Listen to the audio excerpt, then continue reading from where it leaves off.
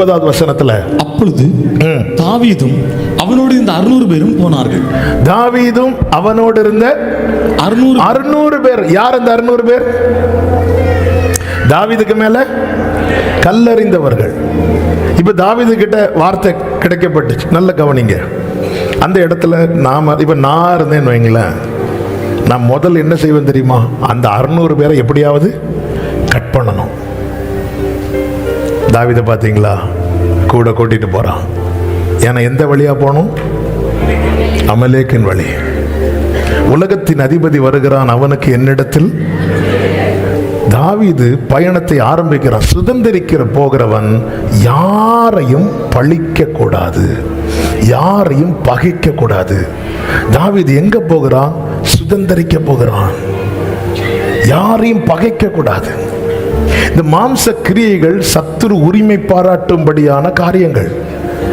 போறது அமலேக்கின் வழியா. நல்ல கவனிங்க. எகிப்திலே பார்வோனுடைய குமாரத்தின் மகனாய் வளர்ந்தவன் தான் மோசே. இந்த மோசையின் அடையாளம் எப்படி தெரியுமா? பார்வோனுடைய குமாரத்தின் மகன். கர்த்தர் அந்த எகிப்தியனாக வளர்ந்த மோசையை கொண்டு ஜனங்களை மீட்பதற்காக கர்த்தர் அந்த அடையாளத்தை அகற்ற அவனை எகிப்திலிருந்து வெளியே கொண்டு வரார். எகிப்திலிருந்து வெளியே கொண்டு வந்து வெளியே 40 வருஷம் அவனை டியூன் பண்ணி வெளியே இருந்து அவனை உள்ளே அனுப்புகிறார். ஏன்? உள்ள இருக்கிற எல்லாத்தையும் திருப்பி கொண்டு வரணும். நீ உள்ளே இருக்கிறவனாய் வளர்ந்தேன்னா நீயும் 100ல் 101 நீ அடிமைப்படுவாயே தவிர உன்னால திருப்ப முடியாது.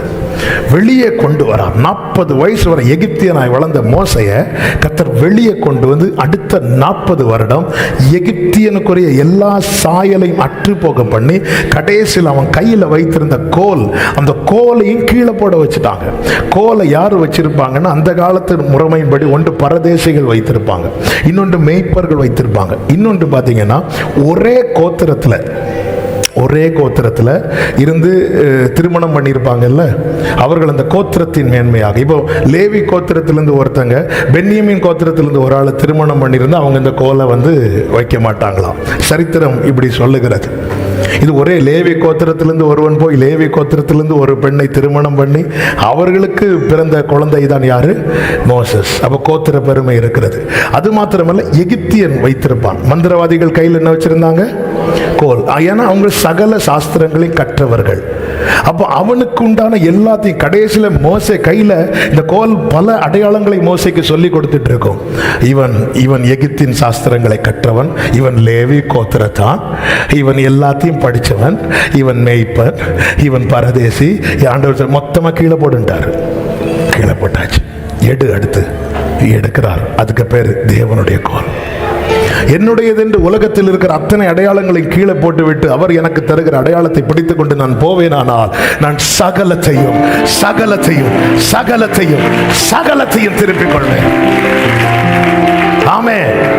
தாவீது புறப்படும் போது 600 பேர் கல் எடுத்தாங்க. இப்படி பார்த்துட்டு யாரையும் பகைக்கலங்க, யாரையும் பகைக்கல. அமலேக்கின் கையில சுதந்திரம் இருக்கு. நோக்கம் அதுவாக மட்டும்தான் இருக்க வேண்டும். நோக்கத்தை மட்டும் மாத்திராதீங்க. நோக்கத்தை மாத்தினாலே நம்முடைய சுதந்திரம் சத்துருவின் கையிலிருந்து பறிக்க முடியாது. முன்னாடி பின்னாடி ரைட்ல லெஃப்ட்ல நிறைய அந்நிய சத்தங்கள் காதுல விழும். சவுல பாத்தீங்களா? 40 நாள் கோலியாத் வந்து நின்று தன் தேவர்களின் நாமங்களை சொல்லி இஸ்ரவேலின் சேனைய கர்த்தருடைய நாமத்தை நிந்திக்கிறான். இது அவனுக்கு காதுல விழல. தாவீதை பத்தி ஸ்திரீகள் புகழ்ந்து பாடிட்டாங்க. சவுல் கொன்றது 1000, தாவீது கொன்றது அவனால தாங்க முடியல. உன் எதிரி பேசினது உன்னை பாதிக்கல, ஆனா உன் கூட இருக்கிறவன ஒரு ஆள் புகழ்ந்தது உனக்கு கஷ்டமா இருக்குன்னா உன் போக்கஸ் மாறிட்டு. சவுலே, இது ரொம்ப ஆபத்து. எப்படி ஆபத்தா மாறிச்சு? இவன் போக்கஸ் மாதிரி யாரை டார்கெட் பண்ண ஆரம்பிச்சுட்டான் தெரியுமா? தாவீத. இவன் இருந்தா பிரச்சனை, இவன் இருந்தா பிரச்சனை, இவன் இருந்தா பிரச்சனை, இவன் இருந்தா பிரச்சனைன்னு சொல்லிட்டு பெலிஸ்தியன் மேல எரிய வேண்டிய ஈட்டிய தாவீது மேலேயே எரிஞ்சிட்டு இருந்தான். பார்த்தாலே எறிவான். இப்படி எரிந்துட்டு இருந்தான். சத்துரு உள்ளே புகுந்து சவுல அம்பெய்து கொண்டு விட்டான். போக்கஸ் மாறினா அமலேக்கன் வந்து கை போடுவது, பெலிஸ்தியன் வந்து கை போடுவது எளிதாய் மாறிவிடும். தாவீதை பார்த்தீர்களா? யுத்த களத்துக்குள்ளே போகிறான். தாவீதுடைய போக்கஸை மாற்ற முதல்ல இடைப்பட்டது தாவீதுக்கு அண்ணன் வந்து நின்று, தாவீது எதுல கவனம் செலுத்துறான்னா, ஆமே இவனை கொன்ன என்ன கிடைக்கும்? ஏன்னா தேவனுடைய நாமத்தை சேனையை தூஷித்தது தாவீதால தாங்க முடியல. நமக்கு ஒருத்தங்களை ரொம்ப பிடிக்கும்னு வைங்களேன், அவங்கள யாராவது ஹர்ட் பண்ற மாதிரி ஏதாவது பண்ணிட்டாங்கன்னா நம்மளால என்ன செய்ய முடியாது? தாங்கவே முடியாது. நம்மளால சகிக்க. தாவீதுக்கு அங்க நெஞ்செல்லாம் கொதிக்குது, துடிக்குது. என்ன கிடைக்கும்? இப்படி இருக்கும்போது தான் தாவீதின் சகோதரன் எலியாப் அதை கேட்டு தாவீதின் இடத்துல வரான். உன் இருதயத்தின் அகங்காரத்தையும் உன் துணிகரத்தையும் நான் அறிவேன்.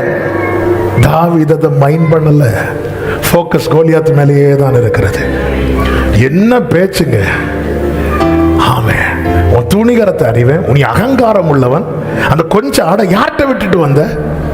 போக்கஸ் மாறல. போக்கஸ் மாறாததுனால ஒரே கல்லால கோலியாத்தை அடிக்க முடிஞ்சது. போக்கஸ் மாறி இருந்தா வண்டியா கல்ல இறக்கி போட்டாலும் ஒரு கல்லு கூட கோலியாத்து மேல படாது. கோலியாத் அங்க நிப்பா, நம்ம வேற எங்கேயோ குறி பார்த்துட்டு அப்படியே குறி பார்க்கும் போது எலியாப் சொல்லுவான், உன் அகங்காரம் தெரியும், கோலியாத்தை காணாது. எத்தனை கல்லு!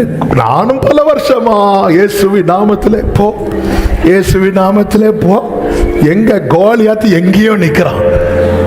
நிறைய போக்கஸ். நீங்க ஜெபம் உட்காரும் போது உங்க போக்கஸை மாத்துறதுக்கு சில சத்தங்கள் வரும் தெரியுமா? நீங்க உபவாசிக்கணும் நினைக்கும் போது உங்க போக்கஸை மாத்துறதுக்கு சத்தங்கள் வரும் தெரியுமா? தாவீது எடுத்தது 5 கல். போக்கஸ் கரெக்டா இருந்ததுனால பயன்படுத்தினது ஒரே கல்.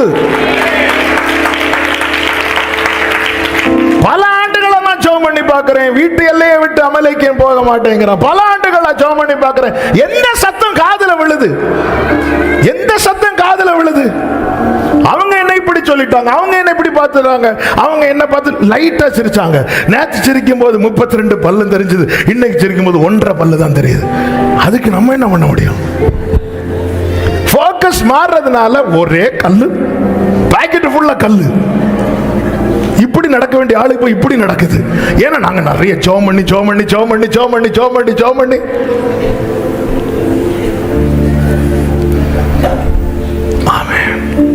அது இவங்க நான் வர சிரிச்சு பேசிட்டு இருந்தாங்க. நான் வந்ததும் சிரிப்ப காணல. ஆமா, அதுக்கு பார்வை நேரம் மாதிரி சிரிப்புக்கு ஒரு நேரம் உண்டு. தாவீது கேட்காத நிந்தையா? ஏன்னா தாவீது இப்போ பார்க்க வேண்டியது கூட இருக்கிறவங்க கையில இருக்கிற கல்லை அல்ல, சத்துரு கையில இருக்கிற என் சுதந்திரம். சத்துரு கையில இருக்கிற என் சுதந்திரம். ஆமென், ஆமென். எங்க நாம அனுபவிக்க வேண்டிய சுதந்திரம் கையில இருக்காங்க. இருக்குதா? நம்ம கையில இருக்குதா? நம்முடைய பிள்ளைங்க நம்முடைய பந்திய சுற்றிலும் ஒலிவ மர கன்றுகளை போல இருக்கிறாங்களா? பிள்ளைகள் நமக்கு தந்த சுதந்திரம் அல்லவா? ஆமே. எதிர்பார்க்காததுதான் நடந்தது. தாவீது சற்றும் எதிர்பார்க்கவில்லை. ஓகே, நடந்துட்டு நெக்ஸ்ட் என்ன? நெக்ஸ்ட் அப்படிதான் இல்ல. தாவீதே பலப்பட்டுதான் ஆகணும், பலப்பட்டுதான் ஆகணும். இன்னும் இந்த மரத்துக்கு பரலோகம் கிருபைங்கிற தண்ணீர் ஊற்றுகிறது என்றால், இன்னும் கிருபைங்கிற இந்த மரத்தை வெட்டி போடாம கிருபையின் தண்ணீர் ஊற்றுகிறார் என்றால், உன்னை கொண்டு கர்த்தர் அதை செய்ய விரும்புகிறார். ஒருவரையும் பழிக்காதீங்க. நம்ம சண்டை போடுறதெல்லாம் யாருன்னு பாருங்க. நம்ம கூட இருக்கிறவங்க கூட சண்டை போடுறதுனால சாத்தான் கூட ஃபைட் பண்றதுக்கு நமக்கு டைம் இல்லாம ஜாலியா வந்து விளையாடிட்டு போயிட்டே இருக்கிறான். ஆமே, எத்தனை கல் எரிஞ்சிட்டோம். இயேசு நாமத்துல போ. எங்க போறதுக்கு? நம்ம போக்கஸ் எங்கேயோ வச்சுட்டு. ஆமே, ஏன் சுதந்திரம்? கர்த்தர் எனக்கு தந்த சுதந்திரம் நான் அனுபவிக்கும்படி. ஆமென். நோக்கத்தை மாற்றாதீங்க. அடுத்த வார்த்தை, அது 9வது வசனம். அப்பொழுது தாவீதும் அவனோடு இருந்த 600 பேரும் போனார்கள். அவர்கள் பேசோர் ஆற்றண்டைக்கு வந்தபோது அங்கே சிலர் நின்று போனார்கள். அங்கே சிலர். அப்போ வார்த்தை என்னதான் இருந்தாலும் பயணிக்கிற பாதையில் என்ன வரும்? தடை வரும்.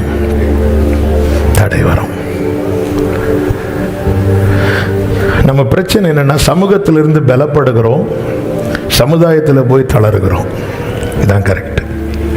இங்க இருக்கும்போது இன்னைக்கு போய் எல்லாத்தையும் பிடிச்சிட்டு அடுத்த ஆராதனைக்கு வந்து சாட்சி சொல்லுன்னு போவோம். சின்ன பேசுவோர் ஆற்றண்டையில் வந்தபோது தளர்ந்துட்டாங்க. நீங்க இது தளர்ந்தவங்க யாருன்னு பார்த்தீங்கன்னா, இவங்க எல்லாம் முயற்சி பண்ணி முடியாமல் தளர்ந்தவர்கள் அல்ல. தடையை பார்த்ததுமே இது அவ்வளவுதான், இது நடக்காது, இது முடியாது. சிலர் பார்த்துருக்கீங்களா, கூட இருந்து ஒரு காரியத்தை சொல்லும் போதே அதெல்லாம் நடக்கவே நடக்காது. ஆமென்.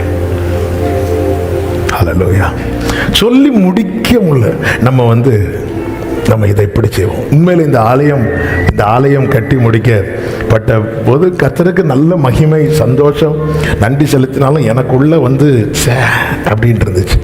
எது நினைச்சேன்னா, இது கட்டுறதுக்கு சில ஆண்டுகளுக்கு முன்பதாக இங்கே ஒரு முந்தைய ஃபாஸ்டிங் ப்ரேயரில் கொஞ்சம் பேர் தான் இருப்பாங்க, ஒரு 25-30 பேர்.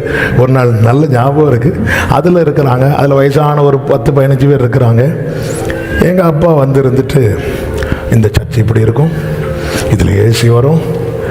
நான் அந்த சைடில் இருந்துட்டு, என்னப்பா பேசிகிட்டு இருக்கிறீங்க நீங்கள், இதில் நடக்கக்கூடியதா? ஆமாம், இதில் நடக்கக்கூடியதா? அது லிஃப்ட் வரும், எல்லாரும் மேலேருந்து ஆராதிப்பாங்க. நான் மீட்டிங் முடித்து எங்கள் அப்பா ரூமில் போய், அப்பா சும்மா இதெல்லாம் சொல்லாது, பாதி பேர் உறங்கிட்டு இருக்கிறாங்க, நீங்கள் யார்கிட்டப்பா சொல்லிட்டு இருக்கிறீங்க? எங்க அப்பா என்னெல்லாம் சொன்னாங்களோ அது ஒவ்வொன்றா நடக்கும்போது வெளியே நம்ம சிரிச்சுட்டு பிரைஸ்லாம் உள்ள வாங்கி நெஞ்சில் அடிக்கணும்னு தோணும்.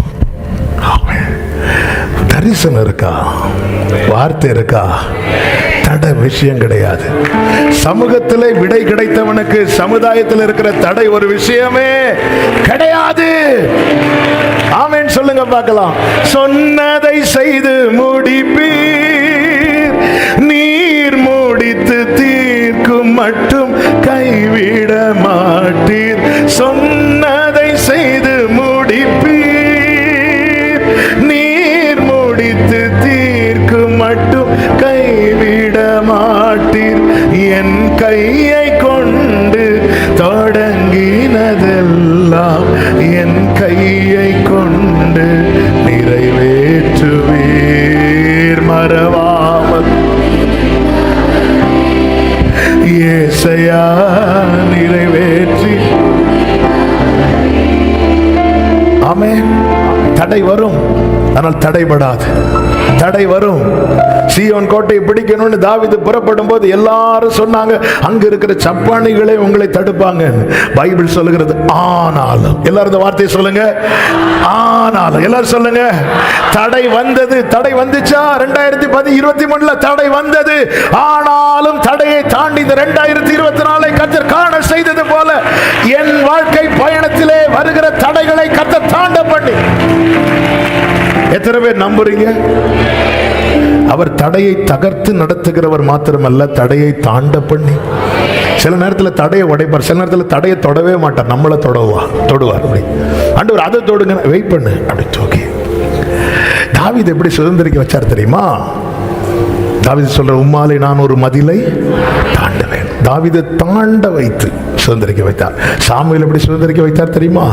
அதோனியா பட்சேபாளிடத்தில் சொல்லுகிறான், ராஜ்யபாரம் என்னுடையதாக இருந்தது, ஆனால் அது என்னை தாண்டி என் சகோதரன் வசமாயிற்று, அது கர்த்தராலே ஆயிற்று. தாவீதை தாண்ட வச்சு பிடிக்க வச்சா, சாலமோனை தாண்ட வைக்கல, நன்மையை தாண்ட வச்சார். சாலமோன் பிடிச்சுக்கோ. ஆமென். தடை ஆண்டவருக்கு ஒரு மேட்டரே கிடையாது. அவர் எப்படி கொண்டு போகிறாரோ அப்படி பயணிக்க ரெடி ஆயிரணும். இவர் தடையை இப்போ தகப்பாருன்னு பார்த்துட்டு இருக்கும்போது நம்மளை அப்படி தூக்கிடுவார். தூக்கி கொண்டு போவார். இவர் இப்ப தூக்குவார்னு பார்த்துட்டு இருக்கும்போது தடையை கட்ட கட்ட கட்ட கட்டன்னு உடைப்பார். ஒரு சூழ்நிலையை விட்டு உங்களை கத்தர் இன்னும் லிஃப்ட் பண்ணல, தூக்கல, அந்த சூழ்நிலை உங்களை வளர்றதுக்கு தடையா இருக்குன்னா புரிஞ்சுக்கோங்க, அவர் உங்களை தூக்கி கொண்டு போக மாட்டார். அந்த சூழ்நிலையை கத்தர் மாற்றி. ஆமென் சொல்லுங்க பார்க்கலாம். ஆமென் சொல்லுங்க பார்க்கலாம். அடுத்த ஒரு காரியத்தை புரிந்து கொள்ளுங்கள். 600 பேராக புறப்பட்டார்கள், அதுல 200 பேர் நின்று போனார்கள். கர்த்தர் எழுத வைத்த காரியங்களை அப்படியே சொல்லுகிறேன். இன்று உடன் இருப்பவர்கள் என்றும் இருப்பார்கள் என்று நம்பிராதீங்க. இன்னைக்கு கூட இருக்கிறவங்க என்னைக்குமே இருப்பாங்க. இந்த பிரதர் இருந்தா எல்லாத்தையும் நமக்கு அவங்களே பார்த்துருவாங்க, இந்த சிஸ்டர் இருந்தா. இன்னைக்கு கூட இருக்கிறவங்க என்றும் கூட இருப்பாங்கன்னு மட்டும் நினைச்சிடாதீங்க. இயேசுவோடு இருந்தவர்கள் சீஷர்கள். மலையில போனாலும் 3 பேராவது கூட போயிடுவாங்க, கடல்ல போனாலும் 3 பேராவது கூட போயிடுவாங்க. இயேசு கிறிஸ்து சூழ்ந்திருந்த சீஷர்களை பார்த்து சொல்லுகிறார், நீங்க எல்லாம் என்னை விட்டு விட்டு போகும் காலம் வரும். சொல்லிட்டு அடுத்த வார்த்தை, ஆகிலும் நான் தனித்திறேன், பிதா என்னோட இருக்கிறார். இதுதான் ரியாலிட்டி. லைஃபோட ரியாலிட்டியை எல்லாரும் புரிஞ்சுக்கணும். சிலர் அன்பை வைத்து போவார்கள், சிலர் அம்புனால குத்திட்டு போவாங்க. யாரும் நம்முடைய வாழ்க்கை ஓட்டத்தில் உங்க வாழ்க்கை பயணத்தை திரும்பி பாருங்க. நமக்கு அருமையான எத்தனை பேர் நம்ம கூட இருந்தார்கள், இப்பொழுது இருக்கிறாங்களா? நம்மோடு பயணத்தை துவங்கின எத்தனையோ பேர் இன்னைக்கு இருக்கிறாங்களா? இல்ல இல்ல. இன்னைக்கு இருக்கிறவங்க நாளைக்கு இருப்பாங்க இல்ல. ஆனா ஒரு கேரண்டி, உலகத்தின் முடிவு பரியந்தம் சகல நாட்களிலும் நான் உங்களுடனே இருக்கிறேன். அதுதான் தாவீது சொல்லுகிறார், தேவரீர் என்னோட கூட இருக்கிறேன்.